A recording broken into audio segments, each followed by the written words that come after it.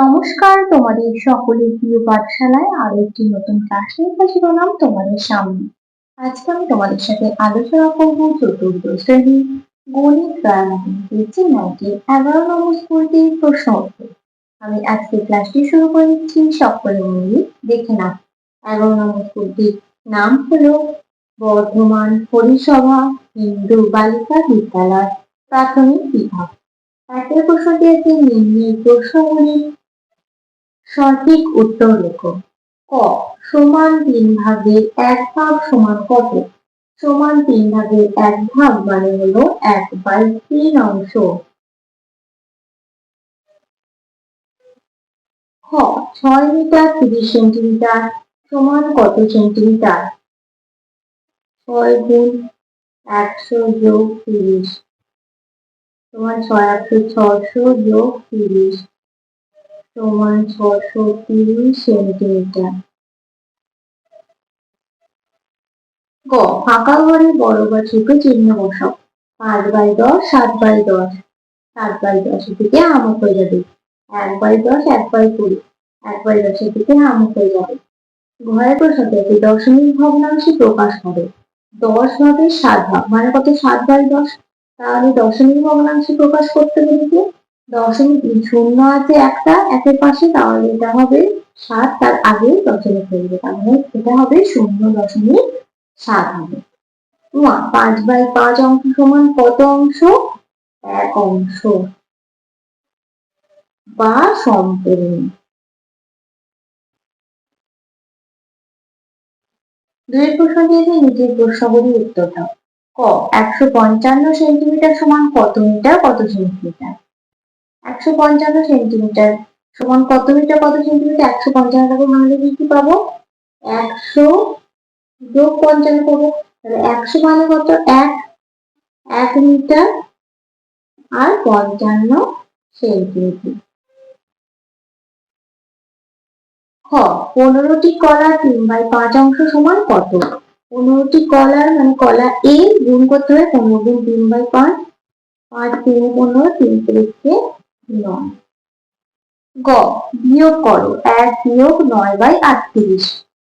1 মানে কত? 38/38 বিয়োগ 9/38 38 হবে লসাগু 38 বিয়োগ 9 10 হবে 22 তখন 16 18 9 হাতে দেওয়া একটা 3 বিয়োগ করে দিলে 29/30।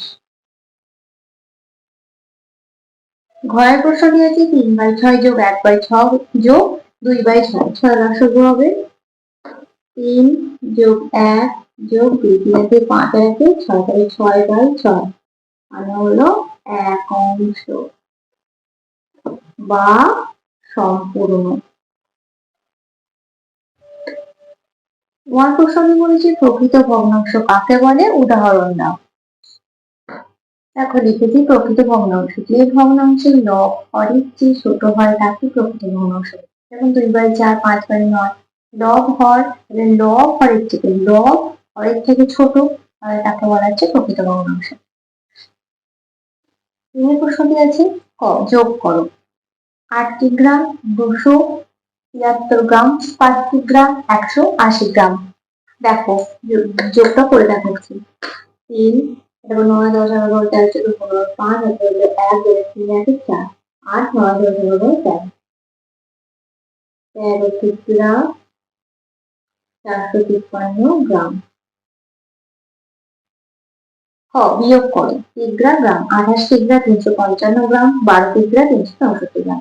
364 থেকে 355 তার ছোট, তাহলে আমরা 1 থেকে 1 ভাগ নেব, 27 হয়ে যাবে আর এখানে 1000 দিয়ে যোগ হয়ে যাবে। তাহলে এটা 1000 দিয়ে যোগ হলে কত হবে? 5 5 3 1।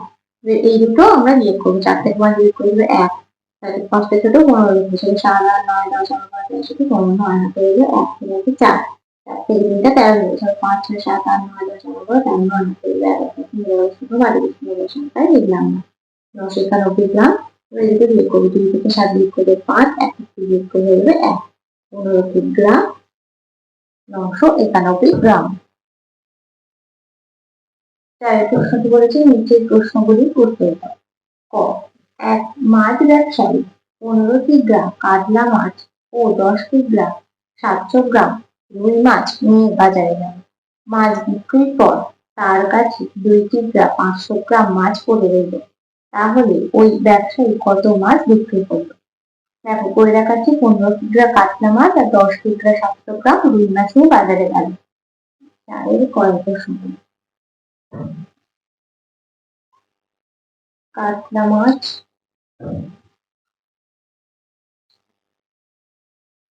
15 কিগ্রা 0.00 গ্রাম, রুই মাছ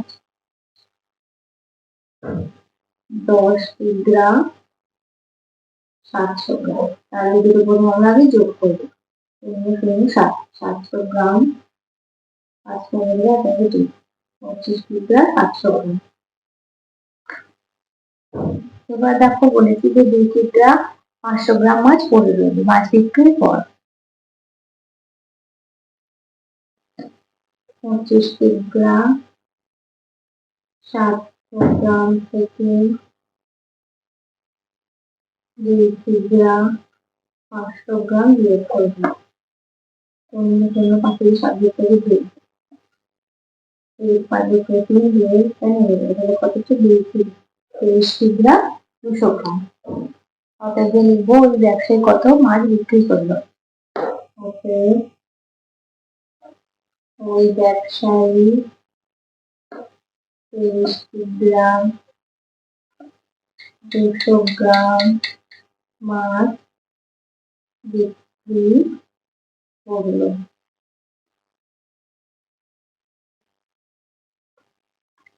কয়েক প্রশ্ন করেছে, তোমার উচ্চতা 1 মিটার 21 সেন্টিমিটার, তোমার বোনের উচ্চতা 91 সেন্টিমিটার, তুমি বোনের থেকে কত বেশি লম্বা? এই প্রশ্নটা অনেকগুলো চেষ্টা কেন্দ্রের মধ্যে করিয়ে দিলাম।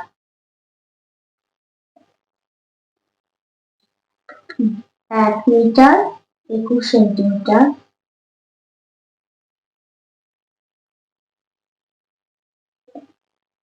এবার 90 সেন্টিমিটার বিয়োগ করবো।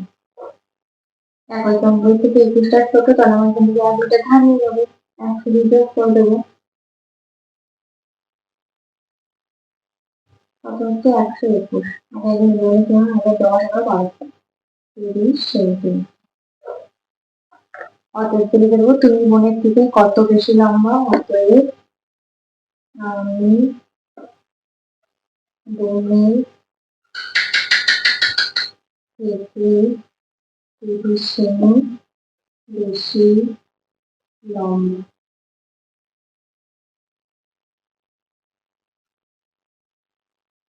পাঁচের প্রশ্ন বলেছে নিচের প্রশ্নগুলির উত্তর। ক, একটি নারিকেল গাছে 48টি নারকেল ফলেছিল। যত ফলেছিল তার 5/16 অংশ পাড়া হলো। কটি নারকেল পাড়া হলো? গাছে কটি নারকেল হলো?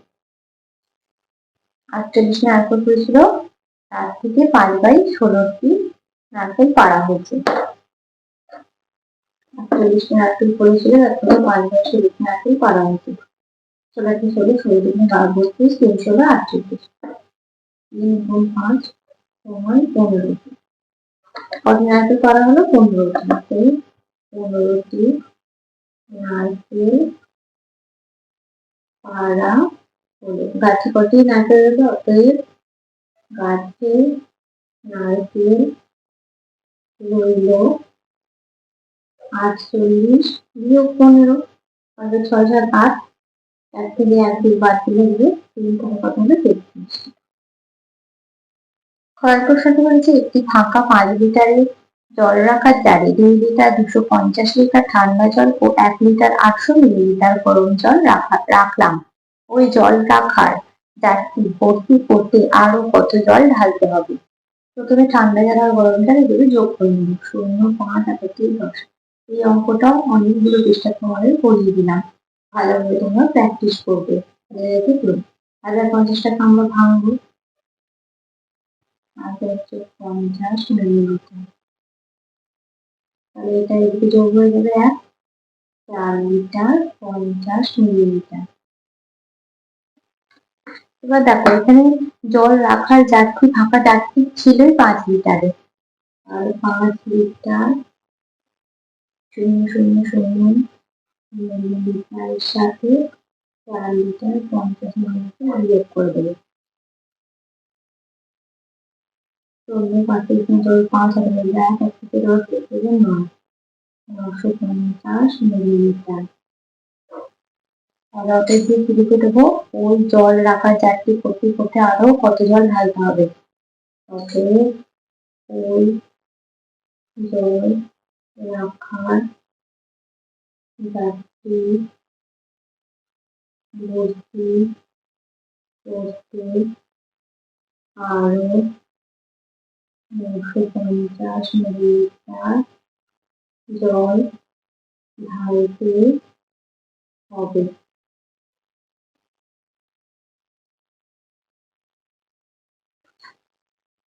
তাহলে স্টুডেন্ট আজকে ক্লাসটি এখানে শেষ করছি। খুব তাড়াতাড়ি আরো ক্লাস নিয়ে হাজির হবো তোমাদের সামনে। যদি তোমার আজকে ক্লাসটি ভালো লেগে থাকে তাহলে অবশ্যই লাইক, কমেন্ট এবং বন্ধুদের সাথে শেয়ার করতে ভুলবে না। সকলে সুস্থ থাকবে, স্বাভাবিক থাকবে। সকলকে অসংখ্য ধন্যবাদ জানাই।